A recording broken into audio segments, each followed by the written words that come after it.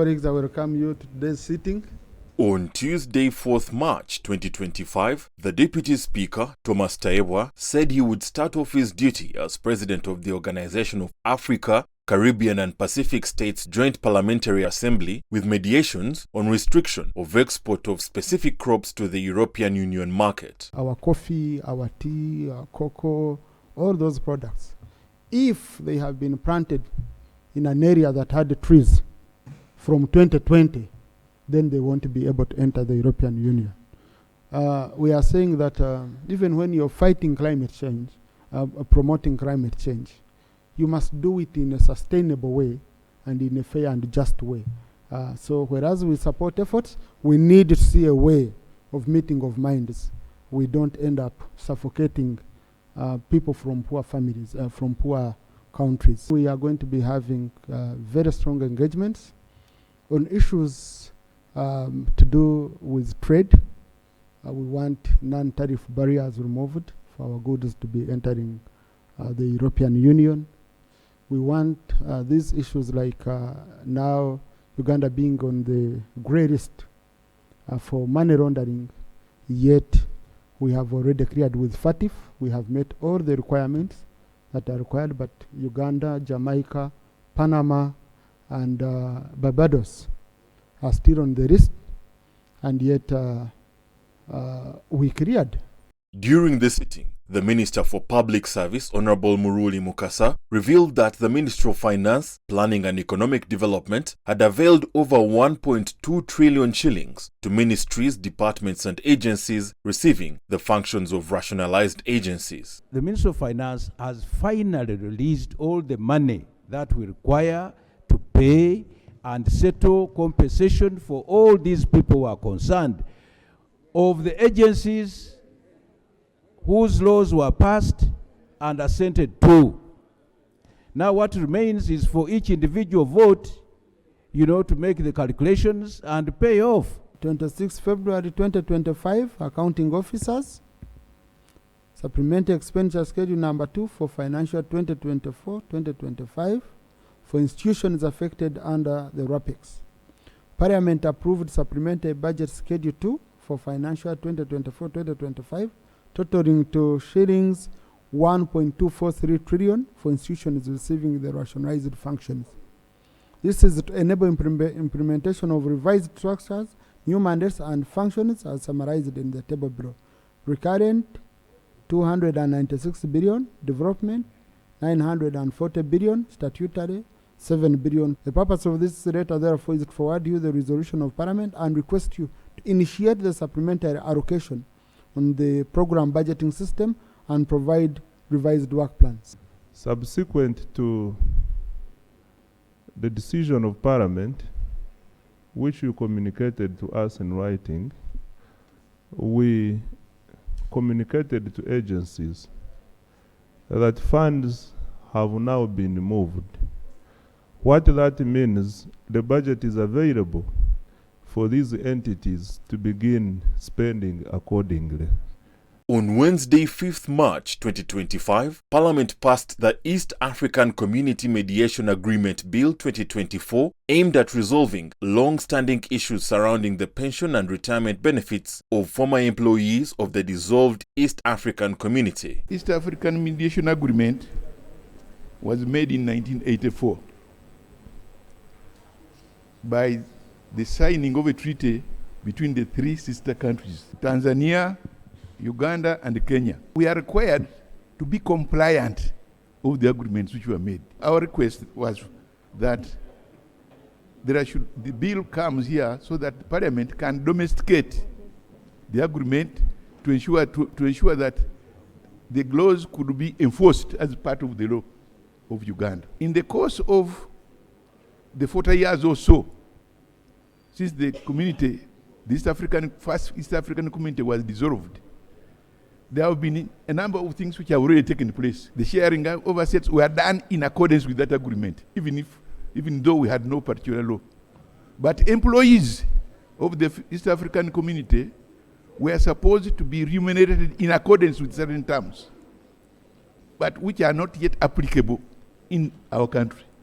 So it's part of our desire is to ensure that the whole agreement, as already signed by the heads of state, be made law. The committee observed, Mr. Speaker, that the interest on liabilities did not form part of the East African Community Mediation Agreement, which had been signed by the partner states in 1984. The committee recommends, therefore, Mr. Speaker, that the Ministry of East African Community Affairs and the Ministry of Public Service should administratively explore the proposal to pay an interest on any outstanding liabilities after the recommendation of the bill. In conclusion, Mr. Speaker, the committee recommends that the East African Community Mediation Agreement Bill be passed into law subject to the attached proposed amendments. I beg to report, Mr. Speaker. Honorable colleagues, I put the question that the East African Community Mediation Agreement Bill 2024 be read the third time and do pass. Those in favor say aye, to the contrary nay. The ayes have it. In the sitting, members of parliament urged government to consider adaptation measures to mitigate climate change effects following the current heat wave. There is an urgent need to strengthen early warning system to ensure that accurate and tailored weather information reach all stakeholders from the top up to our lower stakeholders. We need adaptation because some of the heat waves, the causes of these heat waves are natural and others are man-made.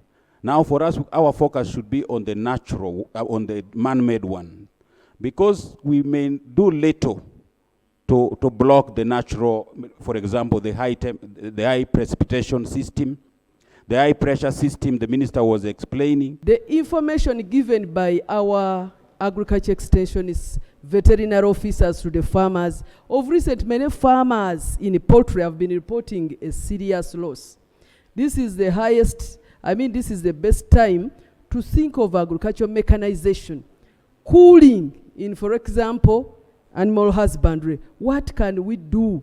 On Thursday, 6th March 2025, members of parliament criticized security agencies for their interference and excessive force used in the campaigns of the Kawempe North by-election. Government intends to ensure a clean, transparent and safe by-election in Kawempe North constituency. Towards this end, the various players, including the EC, who organized this by-election, the contenders from the different parties and their supporters, the general public, as well as security, have to exercise their different roles, different but complementary roles within the confines of the law.